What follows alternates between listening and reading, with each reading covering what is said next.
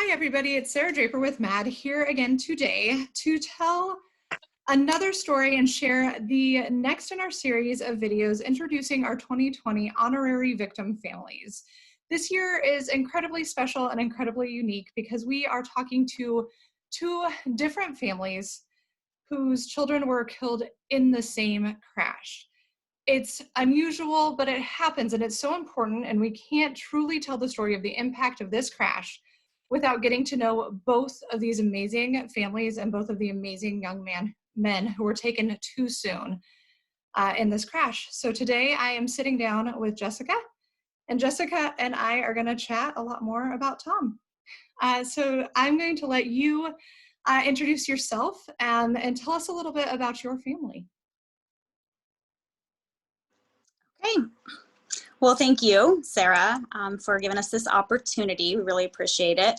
My name is Jessica Greise, and I am a mother of 4 children, married. We live a pretty simple life. We just love to spend time outside. We love to spend time with family. We have lots of animals, fur babies, so just kind of a typical American family. Yeah, I don't really know what else to say. I feel like that's always the hardest question in any conversation, right? Is kind of trying to introduce yourself.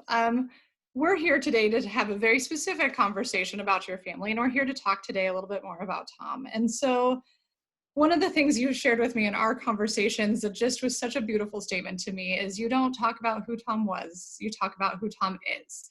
And I love it. I would love if you would share more about who Tom is with us. It's my absolute honor and pleasure to do that. My son, Thomas Greise, he went by Tom more and more as he got older.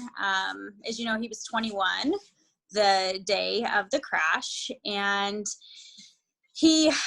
Tom is, gosh, I guess to kind of sum him up, he is the strong and silent type for sure. A very steady, responsible kid. Love to have fun. Love to live life. But was very, very thoughtful. He was almost methodical just in his approach to things.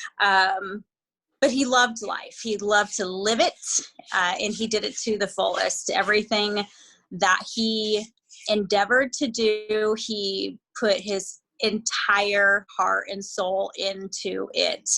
And sometimes it would be a little crazy as a parent, because when he got on something, you were not going to get him off of it. And so he was very driven and focused when he set out to do something, he just did it. But he was also a very responsible kid. He was the type of friend that all the other friends went to when they had a problem, they needed someone to listen to them, just openly and honestly. He was really mindful about being present with people and conversations and listening to their point of view, which is pretty unique and rare in the world in general, but especially for such a young man.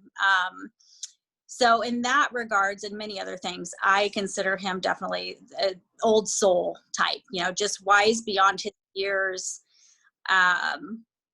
Just an incredible guy. Everybody, so likable.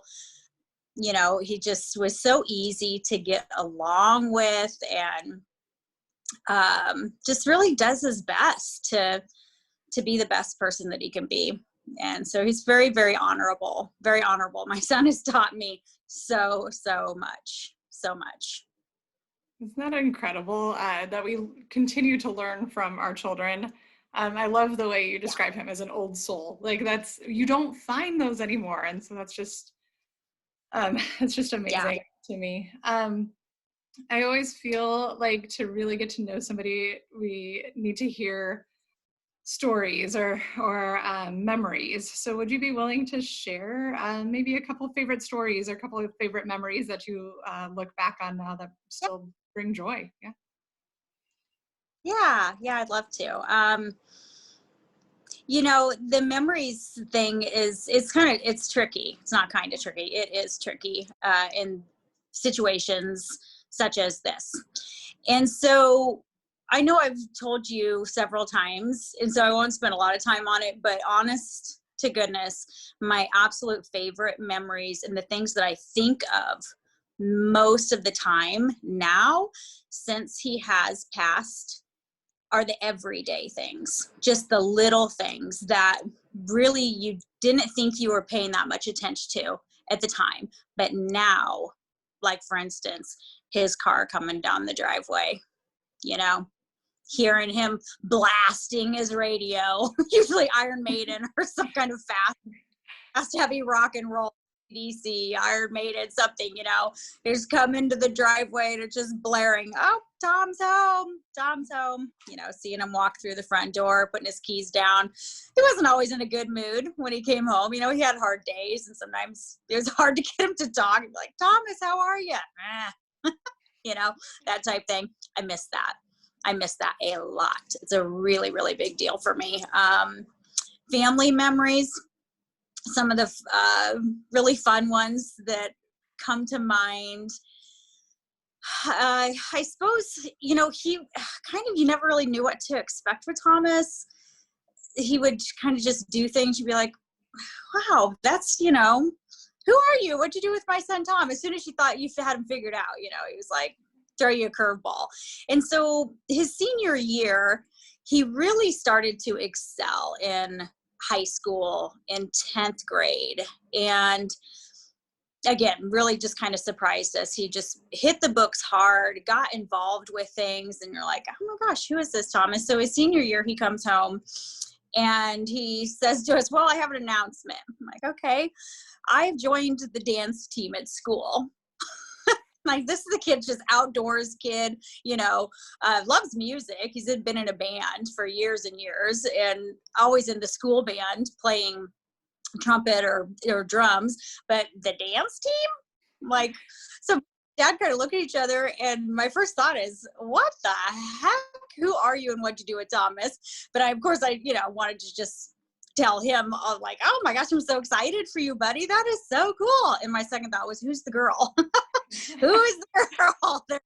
And I'm sure she's really cute and really sweet. And it turns out there was a girl, but he also had quite a few other friends who were on the team. Asked him, they said, like, they really needed somebody. They were in a pinch. They really, really needed somebody to step in.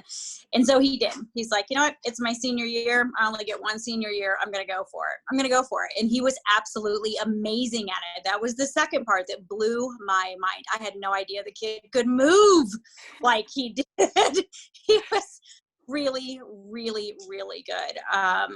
So that brings my heart so much joy. And, we've stayed in touch with quite a few of his teachers, and one of them are his dance team coach. And almost every time I talk with her, she's like, oh, Thomas was so coachable. He was so coachable. He always wanted to be perfect, like, how am I doing this move? And can I do it better? And does it, is this right or is this wrong? And, just, his personality, again, his desire to just soar, just to be the best at whatever he can, committed to do. So that's a really great memory. Another one happens to be around Christmas and the holidays. He really loved to be Santa. We have a tradition every year. The Santa hat gets passed around to one person each year, and they get to be Santa and hand out the presents. And he always loved to do that. And our last Christmas, of course, we didn't know that it was going to be our last with him. But it was. He had sent me a text. He wasn't living at home at the time. And he said, hey, I've got a gift I'm going to bring out for the whole family. Are you going to be home around whatever time, 1 o'clock? And I was like, oh gosh, Tom, that's super sweet. Yeah, we'll be home. And so he had gotten here before us. And when we came home, he's like, he'd really struggled. He told me, I just didn't know what to get, and wasn't really sure. So we get home, and what he had gotten was a huge, huge bouquet of fresh cut flowers for the kitchen table. And, my heart just melted. My heart just melted. And it still does. And so now fresh cut flowers, I've always loved them. I'm a girl, we love flowers, but now especially, I look at those and I go, oh yeah, Tom, that's so sweet. So, so sweet. So that's a couple of really good memories. I just love it. And I think they explain so much about who he was, being there for people and being willing to take on something, most guys wouldn't be like, sure, I'll just try out for the dance team this year, but not just do it, but excel at it. Yeah. And I just think that, that you hit the nail on the head with so many things of just those everyday moments that you don't realize you're going to miss until they're gone. And I think thank you for sharing that, because I think that's such a huge thing. Yeah. Well, our life, has a lot of gifts, and majority of them maybe go unnoticed until something happens to really wake you up and to draw your attention into it. Yeah. But that's a beautiful thing, Yeah. Yeah, it definitely is. We're going to transition to probably the harder part of this conversation. We've talked some about the crash, you and I. We've talked a little bit about the crash with Mary, but two different families, two very different experiences in those moments and days after the initial crash. Can you talk about what you guys went through in those first few hours and days after the crash happened? Yeah, sure, I can. You're absolutely right. I don't know how it couldn't have been any more different for the Daniels family and for ours. Joseph's passing was sudden, and Thomas's was not, so that's just a huge contrast right there. So we spent, I guess overall it was 8 or 9 days in the hospital, depending on how you want to do the math. I say 8 days. It might as well have been 80 years. It felt like an extremely long time. Our family kind of gathered at the hospital in groups. We weren't all together when we got the news.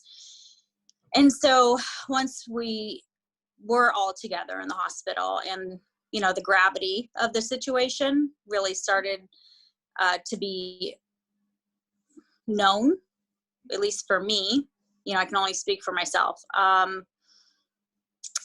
My entire world just became the hospital. It kind of sounds weird and maybe a little cliche, I don't know, but whatever else was happening in the world, I had no idea, and I didn't care.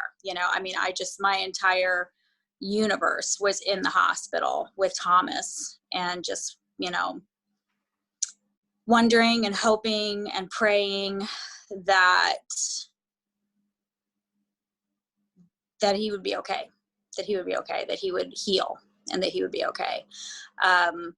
My husband, my oldest son, James, and I, and our 2 daughters, we all lived at the hospital for the first 4 days, because Tom was on life support and in a medically induced coma, and medically paralyzed, so that he couldn't move because of the severity of his injuries. So anyways, that lasted for 4 days before his diagnosis came back of being brain dead. And so once that happened, the other kids had kind of had enough of being at the hospital for 4 days and 4 nights, no showers. People were so gracious to bring us food, and we had everything we needed, really. They opened up a room, like a consultation room for our family. We put air mattresses in there. Other kids slept in there. I slept with Thomas in his room. And so, yeah, it was, it was hell on earth. I don't really know how else to describe it. Just not knowing, the future being so uncertain. And to make it even more complicated, I guess, really, to make it that much more complicated, what the Daniels family had going on in their world. And I, under any other circumstances, would have been so much more active in my part of being a support for them. But I couldn't be, you know. I was really torn between two worlds. The first time, I will say, I guess I left the hospital once in those 8 days, and it was to go to Joseph's visitation. And that was 24 hours after we got the brain dead diagnosis of Thomas. So a lot. It's an awful lot for anybody to even fathom, let alone live through. I remember leaving the hospital for the first time to go to Joseph's visitation. And of course it just doesn't feel real, you know. I mean, it just doesn't feel real. How can it? You're in such shock, and your whole world is just turned upside down, and nothing is the same. And it was extremely, extremely hard to leave the hospital, to leave my son, knowing that I even had such limited time left to be next to his body. And then even harder to know where I was going. Yeah, the emotional capacity of that, I don't think anybody, I mean, we can talk about it, but no one can understand what you went through in those days. It's just. It was hard, and I didn't go to the, you know, like I said, under any other circumstances, wild horses couldn't have kept me away from his funeral. My husband went instead for both of us, so that I could stay at the hospital, you know. Again, I mean, they had already pronounced that, yeah, Tom was brain dead, but didn't matter to me. I'm his mom. His body's still laying there, and I'm going to care for it and pray over him and just care for him until the very last second that I was not able to do that. And now I still care for him, just not in a physical manner. So yep, it just is learned a different a lot. way now. Yeah. Yeah. No, I truly can't imagine what your family went through in those. I mean, what you're still going through now, but what your family went through, especially in those first few weeks, was so much. And I think part of what people just don't realize about what drunk driving can actually do and is actually doing to families. And I think that's part of why we're here and part of why we're having the conversation. Definitely. We've talked a lot about the ongoing impact. It didn't just end there in the hospital. It didn't end, and it won't end for a while. And I know some of it's very personal, but are there any parts of that ongoing impact or what your life still feels like of what you're going through that you would be willing to share? Yeah, I mean, gosh, the ongoing impact, that's kind of like, where do you start? You know, it'd be easier to tell you what hasn't been impacted. That's definitely a shorter list, because everything has been. Ongoing, dealing with my own personal grief, learning about that, learning modalities of working towards healing, while also being a mom still, you know, to 3 children who are alive and present in our home day in and day out. They're grieving. My husband's grieving. So, you know, that alone, just that aspect. And if that was all we had to do, that would be enough. Yeah, that would be more than most people can handle. Yeah. Yeah. The real world, you know, and it's real life. So it just takes so much more energy to really do the things that you used to do and not think too much about it, you know, just kind of go through the motions.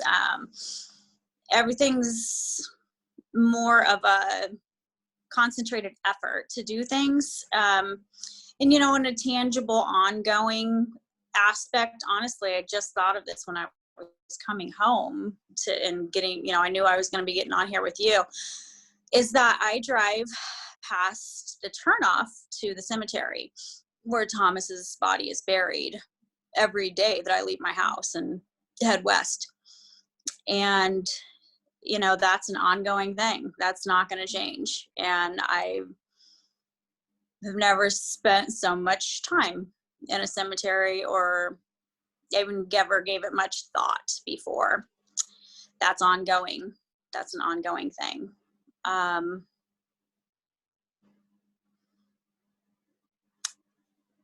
Yeah. I think you sum it up best.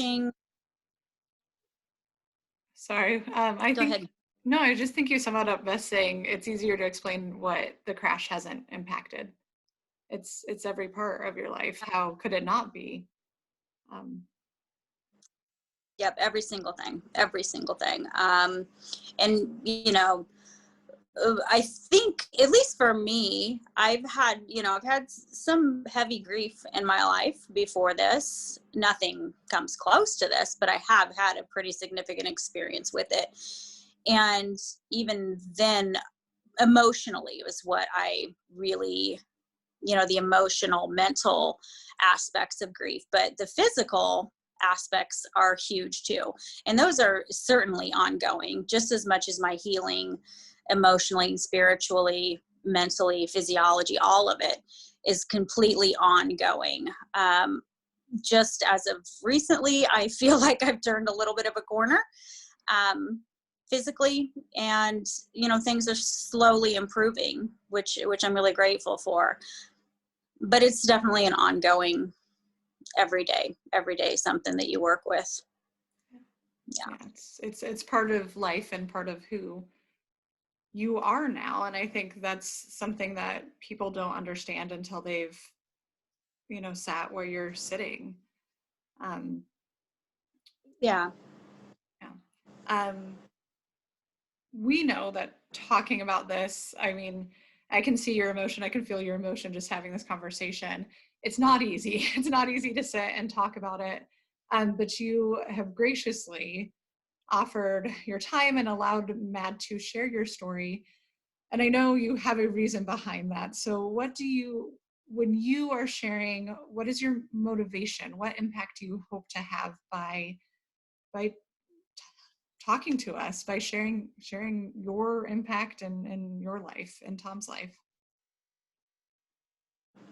Yeah, that's a really great question. And it's one that honestly I'm still kind of trying to figure out, if I'm being completely honest. I think that sharing my son Thomas's story honors him. It honors him, and it honors our entire family. It honors all of the lives that he's touched, and continues to touch. Honestly, that has not stopped. If anything, it's gotten more powerful. Yeah. So, to honor him, to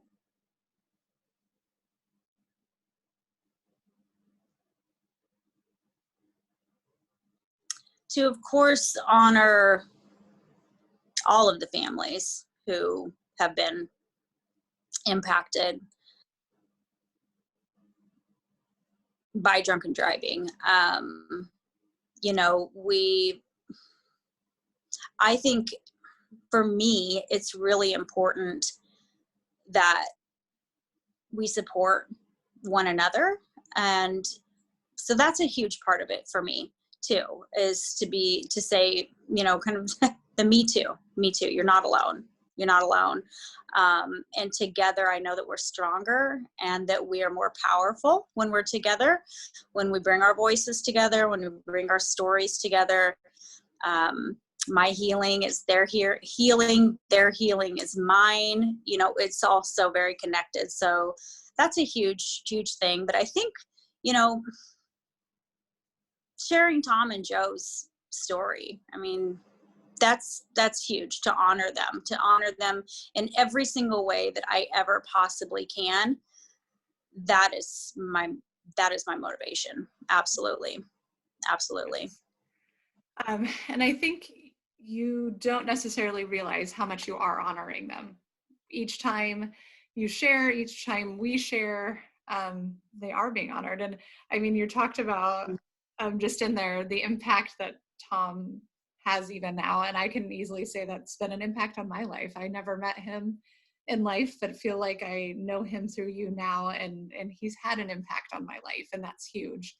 Um, and that's just from working with your families. So I think that's huge, and you are honoring his life so much by sharing. I feel like this is a loaded last question. Is there anything else you want to share before we end our time together, or that you want people to know before we finish up?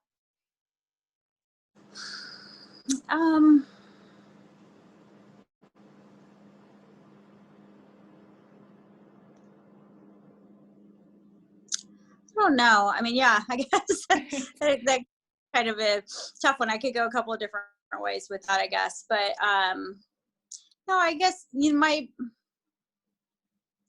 thing is that I just really hope and pray for change, for real change, on many levels. Impaired driving, it's a multifaceted issue. It's like everything in life. It's not cut and dry, I don't believe there's just one solution that's going to pave the way for this to stop. And so I guess I just continue to hope and pray that the approach is multi-pronged as well, to help reach all of the different contributing factors that go into this. And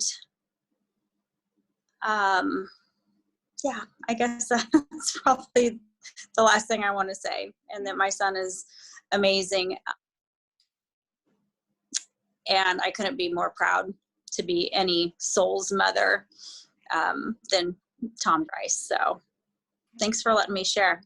Of course. Well, thank you for taking the time to be here. I know it's difficult, and I truly appreciate you doing it. Everybody who is going to watch this appreciates you giving us part of you and part of your heart by sharing, Tom. And I think we all agree with you. This is not a single issue. We're not going to end drunk driving just by focusing on one thing, but I think truly together in our unified voice, we can find that future, and we can make it happen. So thank you for being part of it and for sharing. You're very welcome.